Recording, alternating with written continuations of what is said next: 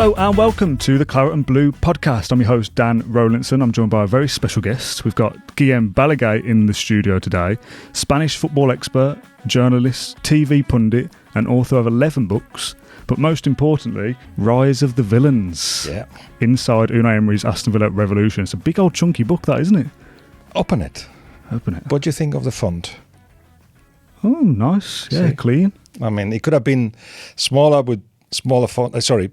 Smaller with smaller font. Oh, I think that font is nice, right. Yeah. So it won't be too overwhelming for those that don't read. But to be honest, I think it's 2 books. Yeah, I was really? going to say, I'm just looking at the end, 540 odd pages. Yeah, it's 2 books, as in the first book, the first part I call The Lion, which is the biography of Unai Emery. Yeah. I go back to his origins and family and context and clubs. And the second part I call The Pride. I'm very proud of this 2-part name, because the pride could be about the pride of being at Villa, the pride of Aston Villa as a club, but the pride as a bunch of lions. Yeah. And that is a picture, a 360-degree picture of the club from different angles. So it's not a story of the season, but of course there is stories of last season, but it's a picture of the club. I've been lucky enough to spend a lot of time in the training ground, speak to a lot of people, and I've given, I think, fairly so as well, a lot of space to those that make Aston Villa in the inside. Not those that pass by, but those that have been there for a long while. Yeah. We've done a lot of these kind of things before, and I mean this in the most respectful way. We don't want this to just be an advert for the book. We obviously want to hear some little snippets as well, and kind of the process behind it interests me as much as anything, because obviously it's about the kind of revolution of Villa, which has happened very quickly, hasn't it? You know, Emery came in and changed things pretty instantly. So when does the idea first start? There's probably a book in this, and what does that process look like? Sometimes books come to you, or the ideas come to you, suggested by somebody else. I remember in the case of the Pochettino book, I was so close to Mauricio that when somebody who was a Spurs fan, and he had just arrived to Spurs, and he goes like, we should do a book on Pochettino. I was like, I don't know. And then I started looking into it, and the team progressed, and I thought, let's do it. And it worked really, really well. This one was similar. So Orion is the publishers that have published all my books in English, including the authorized biography of Messi. It first comes out in English, and it was Orion. And they were like, all right, what do we do after Maradona? And it's like, well, I don't know. We like the look of Unai Emery. I'm thinking, yeah, I mean, he's a man, he's a friend of mine for a long time. He's a man of interest. Come on, look into it. And then the more I look into it, I was more fascinated even. He's got a story, no doubt about it. Otherwise, I wouldn't have done it. But the story of Aston Villa was even more. Yeah. There was mystery. How do you do what Aston Villa have been doing in such a short space of time? Yeah. And how can you sit in the table of the top 6, if you like? How can you do that? How is that done? Or how you trying to do it? So, as you can see from the beginning, it was a double story, the story of Unai and the story of the club. Interestingly enough, I've been in England on and off since 1991. You've not been in the Champions League that often. No. Meaning that my focus wasn't in the Midlands, wasn't in Aston Villa, and every time there was somebody I knew, I would come and visit, but it wasn't a place to research, investigate, find out about. And even though since 91 I've been in England, living in different parts of England, I didn't know that much about Birmingham or the Midlands. I didn't know what Aston Villa was about, in a way that you can do a podcast with you, for instance, or start writing a book. So my first job was to find out about you. Who are you? What are you about? So all that was part of the process, and that's why it needed to be really 2 books in one. So how do you go about that then? Obviously lots of interviews, but travelling around, meeting new people, it's just a case of kind of throwing yourself into the environment and seeing what comes out the other end almost. Yeah, I've got a job. I've got 3 jobs. But you have to find the time to make this your lifestyle for 2 years. So I made my base nearby, first in Leicestershire area, and I travelled a lot. Then I moved to when I was in the UK to Biggleswade, which is where I've got the football club I'm the chairman of. 2 hours drive, not a problem. Yeah. But I had to be nights out here. I had to be in games. I had to be in the chairman's room, the suite where all the big VIPs go to. But also I had to travel away with the fans, and I did all that. Started with a meeting with a bunch of creators. You've got an amazing amount of talent talking about Aston Villa. Out there. You've got a lot of competition, and I got a bunch together. I said, "All right, tell me what's going on? What do you feel about Unai? What do you feel about the club? Where have you been with the club? The up and downs, etc." So I did as much as I could, and then I spoke to as many people as I could. That is always part of the process. But it all starts with convincing Unai to do this. And let me tell you, I'm a bit shaken up. Don't know if you see me trembling a bit because I've just been told off by Unai. Have you? Yeah. Oh, tell all. So, and I was thinking on the way here, as in theory is half an hour from the training ground where I met Unai, but I got lost twice, so that made it 45 minutes. So everyone always gets lost. Don't worry about it. But yeah, I was thinking. First, I got annoyed.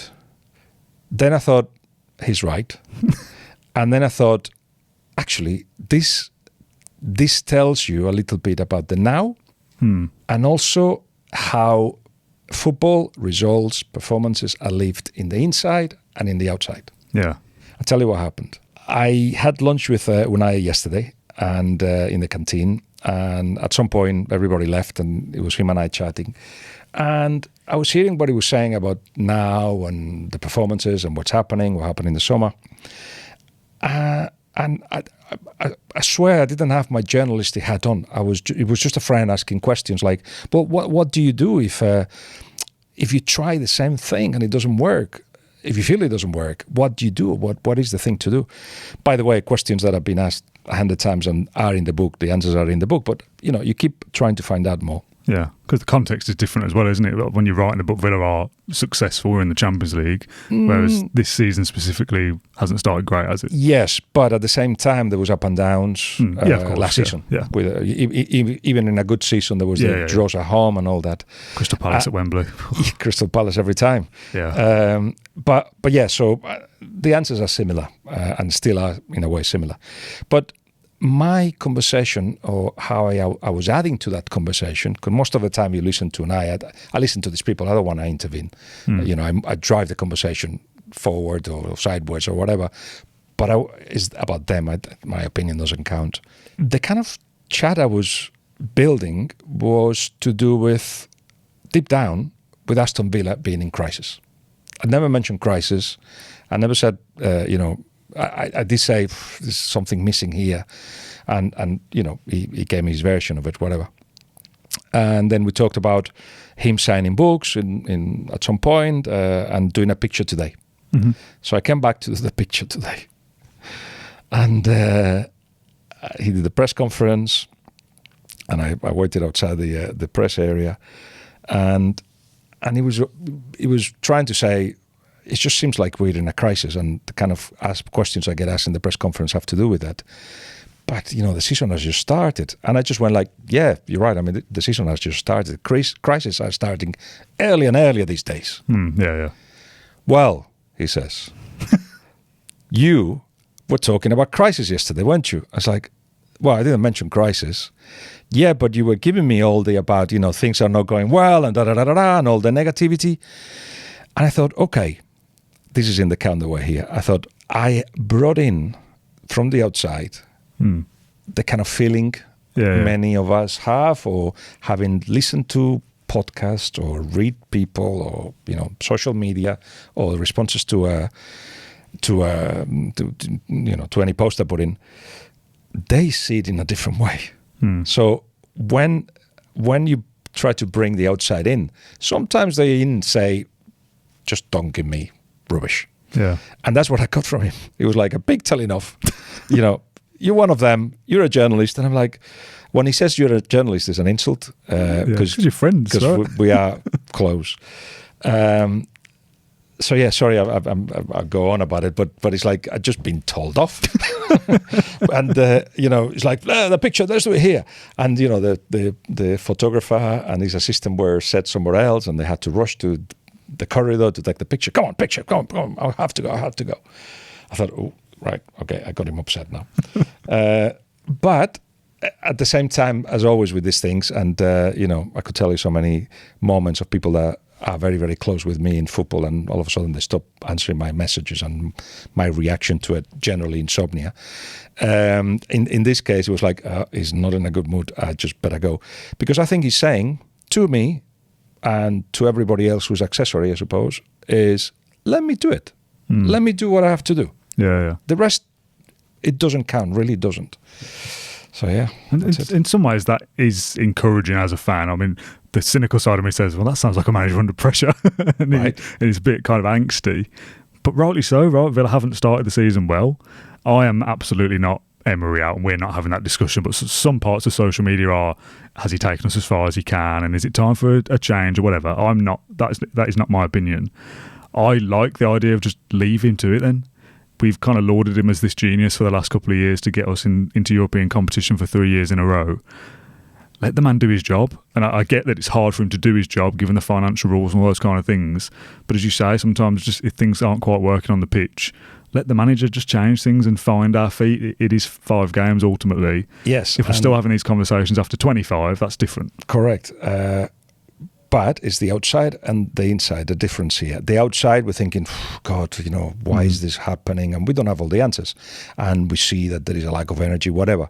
And I think it's been transformed in certain quarters as a negative. This is what I say for the first time, that I found out that Midlands people, Birmingham people, see the bottle half empty more than half full. Yeah.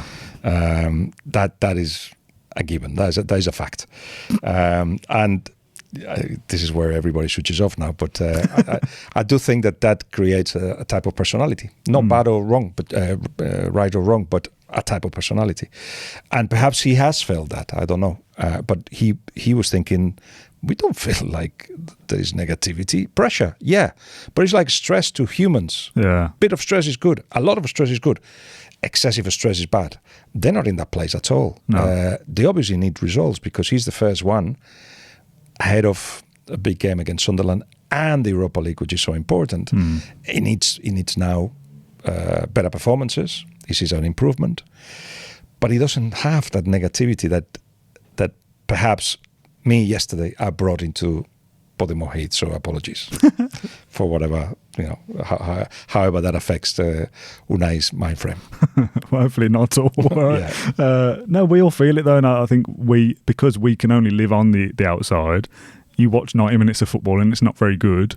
Then the manager and the staff go away and see a week's worth of training that is good and feels positive and there's good camaraderie or whatever.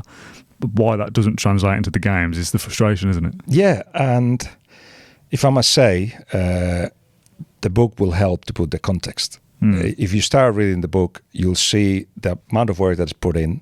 That doesn't justify anything. If you're not good enough, you're not good enough. Yeah. But we know that we are in the presence. I've been in the presence of top elite.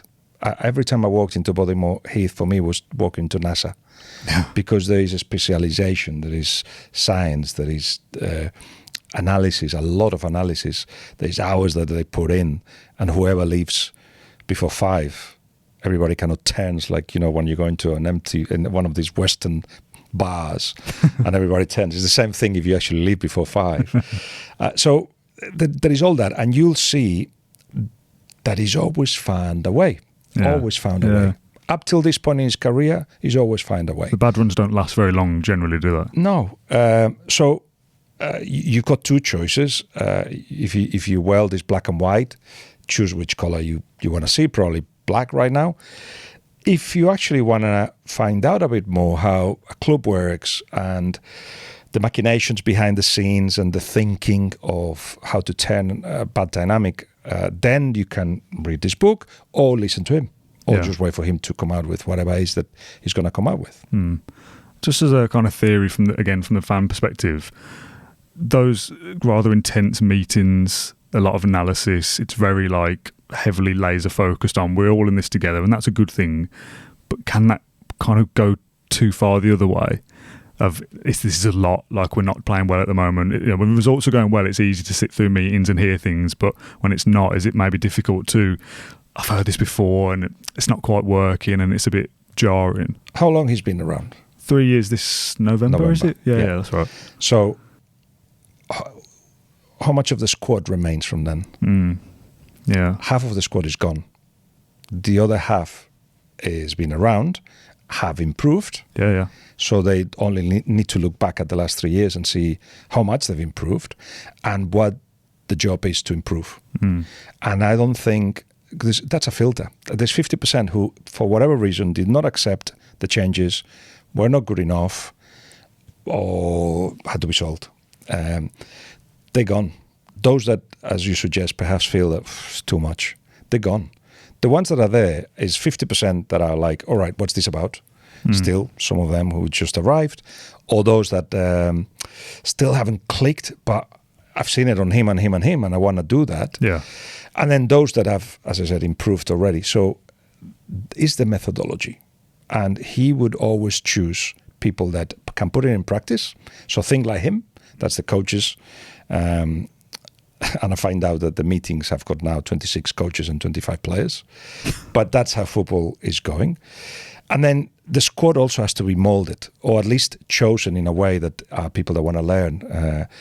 When I was asking the likes of Unai or Pablo, his assistant, or Victor or Paco, all these assistants, about players, they always mention intelligent. The people out there have got something in their head as well as in the feet and the physique. At the top of the list apparently is Tielemans is the cleverest of all. As in the one who gets it quicker than anybody. Yeah. Rashford got it quick. Asensio with his eyes closed because he came from that culture in a way. So there is a selection. So when people say, what's the solution of Unai to sort out crisis? To work more. It's like, well, more meetings or whatever. No, I don't think it's more meetings. I think it's perhaps the coaches focus in even more detail, and the players will have their same amount of time now in their areas of no crisis. So don't think that they're tired of it, because they know this is just what it is. It's how it works. That's how they got where they got to. Now, we mentioned that book is over 500 pages long. There's going to be loads of good bits in there. Have you got a favourite bit? Is like a story in there that is like, I'm really glad I got that part? The ending. The ending. How does it end? No, I can't tell you. Do we win trophies in the end? I cannot tell you. But the ending is one of these things, again, because I cannot tell you, I'll tell you an anecdote about another ending. Okay. So when I did the Assistant on the Brink with Rafa Benitez, the first year at Liverpool, wins the Champions League, and I got a lot of information from everyone. I had 2 months to write it.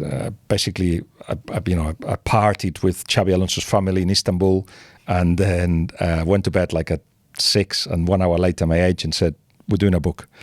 And everybody went on holidays after that, of course. So I had 2 months to do it, but everybody was very good, gave me a lot of time. I had everybody's number at the time. Obviously, it's a bunch of Spanish immigrants, Spanish coaching staff, and they helped me a lot. But anyway, I went to see Rafa a few times. I had heard that at halftime at Istanbul, 2 things had happened. There's a whole episode about halftime. Every single second is in there. But 2 things that told me were that he put in the board 10 players when he was actually describing what was going to happen in the second half. There was going to be a substitution, etc. And he put in the board 10 players. And somebody said, "Boss, you got 10 players on the board." Oh yes, sorry. Remember, halftime in any game is 6 minutes where you can actually do something as a coach. So in the middle of all that, with Finan, who didn't want to come off, but he was told to come off, and Traore, who was showering, had to put his kit back on because he had to come back on, he put 12 players on the board. So somebody said, "Boss, you now have 12 players on the board." This is the most scientific manager in the history of the game, in Rafa Benitez. So you leave that at the end. You have conversations with him, whatever, and at the end is, Rafa, did you have 10 players on the board? Oh, yeah, I did. Do you know what? And then I started putting names and I had 12. I thought, wow, I got that. And I was so proud of having got that. And that's a story that's been repeated many, many times. But that came on the back of when you don't expect it, you leave it at the end, things happen. And this was the same. Last conversation I had with Unai, he said, and this happened on the last day. I thought, wow, where am I going to put this in? And I thought, at the end. Can you give any tease for that is? I mean, you know, it's like, you don't do spoilers, do you? No spoiler. Damn it, I try my best. What's one thing that we'll learn about Emery if we're reading this book? What we're going to take away as, like maybe something we didn't already know? There's a lot of new information about how they work and how the club works. Yeah. The relationship, especially with Damien. How Damien relates to the bosses, to the owners, how the owners relate to him, what happened when he was signed. There's a lot of new information. What's important to understand the person is to know his context. And do you relate Unai Emery to heavy rock metal? Not particularly, no. Well, there you are. So he likes, and he followed bands that were heavy rock, Basque heavy rock bands. Okay. Which now when you go to Real Unión, to the club that he owns, is the kind of music that they put before the game. Right, okay. As an homage to the owner, as one of the many things. But generally, finding out that he was brought up at the time of ETA, the terrorist ban in the Basque Country, and how it personally affected him. How also, by explaining the context of the Basque Country, it tells you why there are so many Basque managers that do well. So, as usual, my books are not really football books. They put context. You know, I apply sociology, a lot of psychology, speak to sports psychologists, to sociologists, people that open up my eyes and put it in the book. So it's not just they won, the lost, the draw. It's all that, which I think when you read it, you'll find a lot of new information about him. You touched on there about kind of the way the club is run and the way it works. That fascinates me because we hear little bits of, you kind of got this triangle of power. It's often referred to as Monchi, Damien and Emery.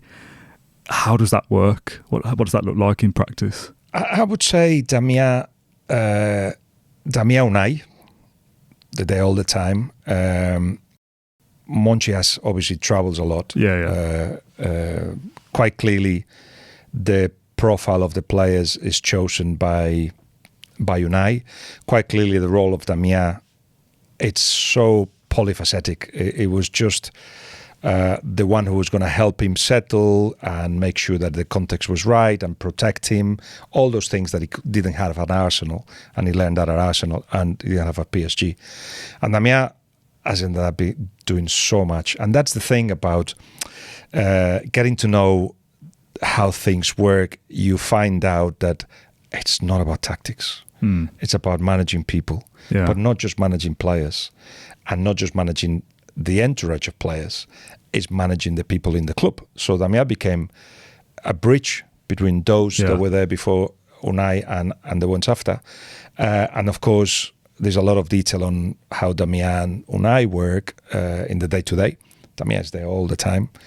How they are exhausted now, and that is a copycat of what happened last summer, really. The exhaustion is on Damien, who takes on so much. So yeah, and as I said, if you're looking for what happened in one game, even though there's a whole episode about Bayern Munich, obviously, perhaps that's not the book. It's more about how the kind of leadership that he brings in take Villa to where it is, and who's helping him. And that there is a lot of detail. You mentioned that Bayern Munich game. Again, the process of making the book. When did you say you started it? Was it when Emery joined, or was it after that first season? I've been talking to Unai since he first arrived to Valencia. So talking has always been part, and Damien as well is very close to me, Pablo, Paco. All these conversations were taking place. But the book, when I came in with the idea, was last summer. Last summer, okay. Last summer. So you kind of need the club still to be good, don't you, for this? Like to rise of the Villans, that we're kind of on the rise. If Villa weren't very good last year, does that alter the plans at all? If I do get that as a fan, you look at the last 5 results to come back with a conclusion about the club. I'm suggesting something else. I'm suggesting that you are on the rise. Still on the rise, despite this start we've had. Yes. I mean, I agree, by the way. yeah, just look back 3 years, only 3 years. You know, the players that are here that were there hadn't played in Europe, and I know people say, yeah, but that was before. To take a picture of an institution, I cannot concentrate on the last 5 games because it doesn't give me any picture whatsoever. Yeah. I need to look beyond that, and it was a very good point to start in the arrival of Unai for the second part of the book. The first part, as I said, is more a biography of him, and from then on, what has happened, and again, who's helping him? How, what happens in times of crisis? What happens when things go well? What's the role of the assistants? What's the role of the player liaison, the press officer? All that. That's why I was saying, and I said it at the beginning, it's just a 360 picture of the club. Yeah, that cannot be affected. Not just the picture, but the conclusion by 5 results or 2 or 3. But I get that the fans, look much closer and want things happening now. You are on the rise. And how far you can go will depend on many things. Yeah. But yeah, people should be patient for perhaps to see the green, as you say, the green broads of what is there. Yeah. Because you as I said, you walk into Poddymoor Heath, and he's elite, and you walk into the stadium and you go to the VIPs, you know the people that want to be in those places. Yeah. And you know who those people are. You've had the head of Adidas, you had the head of UEFA, you had Prince William. You're on the app. You're on the rise. I agree, by the way, but I think it is very easy as fans to feel downbeat. It takes over your whole life, doesn't it? A bad football result, and when you've had a few in a row, we've had several weeks now of this feeling of, it's the bubble burst and all these different kind of things. And I don't think that's the case. I firmly think we'll be up and around competing for European football in some manner. I think we'll take the Europa League really seriously for obvious reasons. What does Emery think about the Europa League as a chance for winning something? He's an absolute specialist in that competition. So excited. That's the opportunity, isn't it? Oh, it's so exciting. And it's not about... For him, it's all about the journey. So it's not about, I can get to the Champions League that way. Forget it. It's not about that. It's about enjoying a process that started in Europe, in the Conference League, and now has Aston Villa in the Europa League.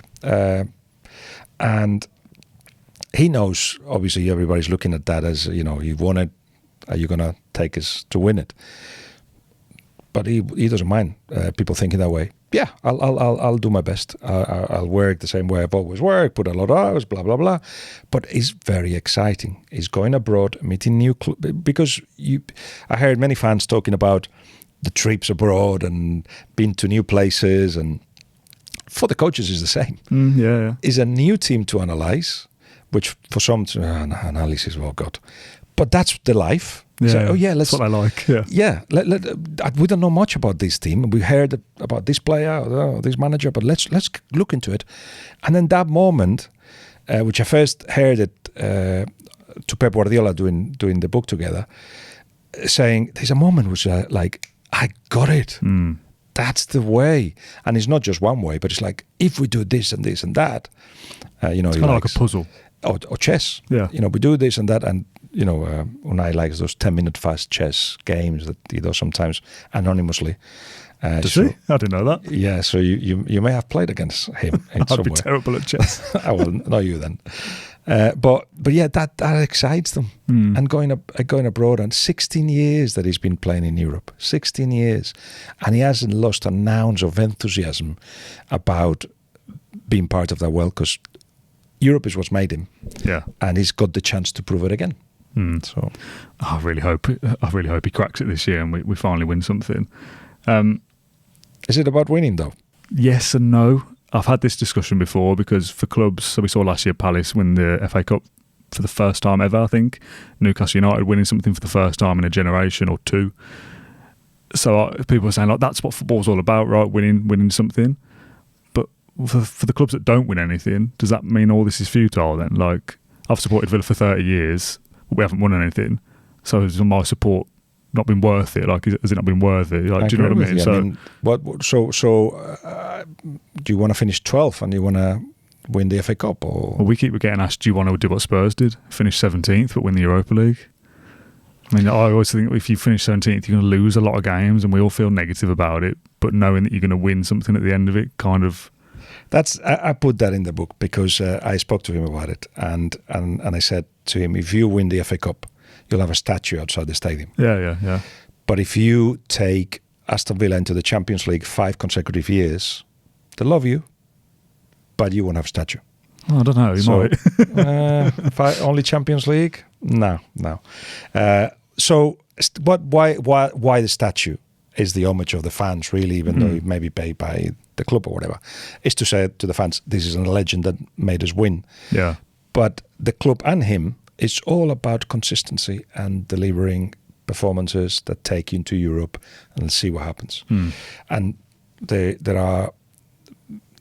there's a moment where he writes something for me for the book, where he talks about memories. That's what he's in football for. Yeah. And if your lifestyle is to be a fan, fill it with memories. And if you win, even better. Yeah. Nice memories if you win. Yeah. What about, and I hate talking about it, we kind of have to, and I wonder if there's anything in the book about it, the summer, the financial rules, the feel that it's holding the club back from their ambition? The writing finished at the beginning of June. Okay. There was a lot of editing, and I thought a month of editing. So editing finished, in fact, at the end of July. And I thought, do I add anything? And I thought, no, because the story is explained there already, and it's about not the latest thing that happened. You've got a lot of very good journalists and podcasters and content creators that deal with it. What is happening for Aston Villa not to actually go faster in the direction that he wants to go? And that's explained by, spoken to the owners, spoken to Unai himself and Damian, and they will tell you the version that you all know. If Aston Villa was in London and you had the stadium with 60,000 people, and you could charge everybody that comes to the ground £1,000 to see a game, and you could have more VIP boxes and all that, you'll go faster. Yeah. But you're not. So you got a limitation. That's clear. Then you have to push. And at some point, that's clear in my eyes anyway, there will be a reality check where it's like, right, this is where we belong. Let's see if there are new rules that help us. But for now, this is where we are. I don't think you hate the ceiling yet. I don't think you have. I think the word you use there, faster, is a nice way to describe it, that it still implies that we're going in the right direction. It's just going to take us a bit longer to do that because of the infrastructure of the rules and whatnot. Yeah. I think you should have a new stadium. Because if you have a new stadium, 60,000 people, you can fill it up. You can. I don't know about the VIPs. No, possibly not. That is a difficulty. Yeah. But then get another manager. Because if you want a project that has to do with picking again in 5-6 years' time when the stadium is done, it won't be here. Yeah. So right now, okay, you've got a new stand or whatever, and you will get as many people as you can in the ground, and it will be full all the time or most of the time. That's the pace. But if you change infrastructure, then you have to change the manager, I think, because that will be a longer process. Yeah. Just finally, last kind of Villa question before we go back to the book specifically. The club is built around Emery, right? He's the key decision maker, transfers, he has the final say on everything. And when, again, we've said before, when it's going well, that's good, right? Give him the keys, let him kind of have the castle to himself. When it's not going so well, or if he was to be sacked or resigned, which is a completely different talking point, the whole club is then affected rather than clubs that operate with a set way of playing and they put a coach into it and they take that one out and just put another one in and everything stays the same. If Emery was to leave at some stage, that affects everything, doesn't it? Because everything is centred around him. I think they are creating a structure by which replacing people, you would still remain competitive. Yeah. But of course, if you take the one who's giving you the whole energy, you better find somebody that will do the same and will accept as much responsibility as he has. Difficult to see who could that be. Yeah. But I do feel that there is systems in place. They have to. I think it's got to be even more than there are, but they're working on it because it's only 3 years. So when he comes in, he wants to do it with people that he trusts, first of all, because he's been let down. And I think with Calvo arriving, for instance, we're not talking now friends or people in his entourage, or they've all been used up already. They're just giving everything to him, and now it's like they're looking for the best in each department to do the best of their. So it's getting to the reference here, which is Manchester City. When Pep Guardiola goes, what will happen? When Chiqui Beguiri's time goes, what would happen? Well, somebody will fill that gap because they've had time to build. Because everybody knows what the role implies. Yeah. And again, how can you replace Pep Guardiola? But what City won't do, I'm 100% sure of this, is what happened with United.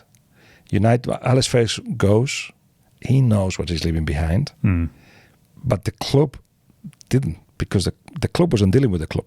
It was Alex Ferguson. Yeah. And Alex Ferguson thinks, other person can do this. And of course there was nothing there. There was the Alex Ferguson empire. Yeah. And at City it's not that. At City they've got the best in each department. Pep goes, you need to find the next Pep. Roberto De Zerbi, whatever. So I think Aston Villa is trying to do that as well.